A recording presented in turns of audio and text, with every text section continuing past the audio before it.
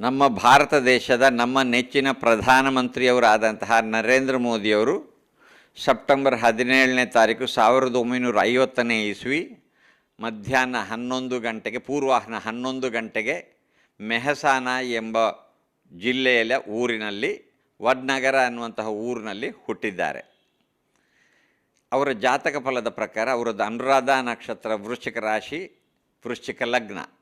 ಲಗ್ನದಲ್ಲಿ ಲಗ್ನಾಧಿಪತಿಯಾದಂತಹ ಕುಜನು ಸ್ವಕ್ಷೇತ್ರಿ ಆಗಿದ್ದಾನೆ, ಚಂದ್ರನ ಯೋಗದಲ್ಲಿದ್ದಾನೆ. ಶಶಿಮಂಗಳ ಯೋಗ ಫಲದಾಯಕವಾದಂತಹ ಯೋಗ ಇದು. ಅಲ್ಲದೆ ಲಗ್ನದಲ್ಲಿ ಸ್ವಕ್ಷೇತ್ರಿಯಾದಂತಹ ಕುಜನು ಲಗ್ನ ಕೇಂದ್ರದಲ್ಲಿ ಇರುವುದರಿಂದ ಅದಕ್ಕೆ ರುಚಕ ಮಹಾಪುರುಷ ಯೋಗ ಫಲ ಅಂತಲೂ ಹೇಳ್ತಾರೆ. ಅವರ ಜಾತಕದಲ್ಲಿ ವೃಶ್ಚಿಕ, ಧನು, ಮಕರ, ಕುಂಭದಲ್ಲಿ ಗುರು ಇದ್ದಾನೆ. ಲಗ್ನದಲ್ಲಿ ಚಂದ್ರ, ಚತುರ್ಥದಲ್ಲಿ ಗುರು ಇರುವುದರಿಂದ ಗಜಕೇಸರಿ ಯೋಗ ಫಲ ಸೃಷ್ಟಿಯಾಗ್ತದೆ ಅವರ ಜಾತಕದಲ್ಲಿ.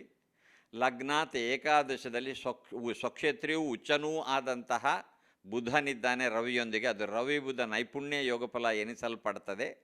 ಲಗ್ನಾತ್ ದಶಮ ಕೇಂದ್ರದಲ್ಲಿ ಶುಕ್ರ, ಏಕಾದಶದಲ್ಲಿ ರವಿ ಬುಧ ನೈಪುಣ್ಯ ಯೋಗ ಫಲ. ಈ ರೀತಿ ಇದ್ದರೆ ಕರ್ಮಾಧಿಪತಿ ಲಾಭಾಧಿಪತಿ ಲಾಭದಲ್ಲಿ ಇದ್ದರೆ, ಲಾಭಾಧಿಪತಿ ಉಚ್ಚನೂ ಆಗಿದ್ದರೆ ಅದು ಶ್ರೀನಾಥ ಯೋಗ ಮತ್ತು ವೈರಂಚಿ ಯೋಗ ಫಲ ಎನ್ನುವಂತಹ ಮಹಾಪುರುಷ ಯೋಗ ಫಲಗಳಾಗ್ತವೆ.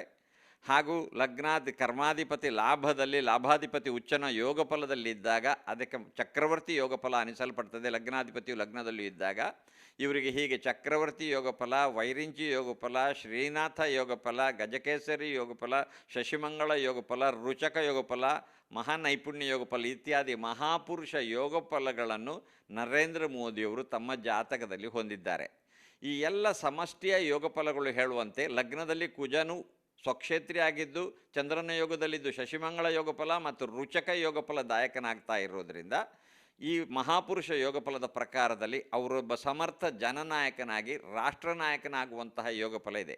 ಅದೇ ಥರದಲ್ಲಿ ಚತುರ್ಥದಲ್ಲಿ ಗುರು, ಲಗ್ನದಲ್ಲಿ ಚಂದ್ರ ಇರುವಂಥದ್ದು ಈ ಗಜಕೇಸರಿ ಯೋಗ ಫಲಕ್ಕೂ ಜನನಾಯಕನಾಗುವಂತಹ ಯೋಗ ಫಲ ಮತ್ತು 1000 ಪೂರ್ಣಚಂದ್ರನನ್ನು ನೋಡುವಷ್ಟು ಆಯುಸ್ಸನ್ನು ಹೊಂದುವ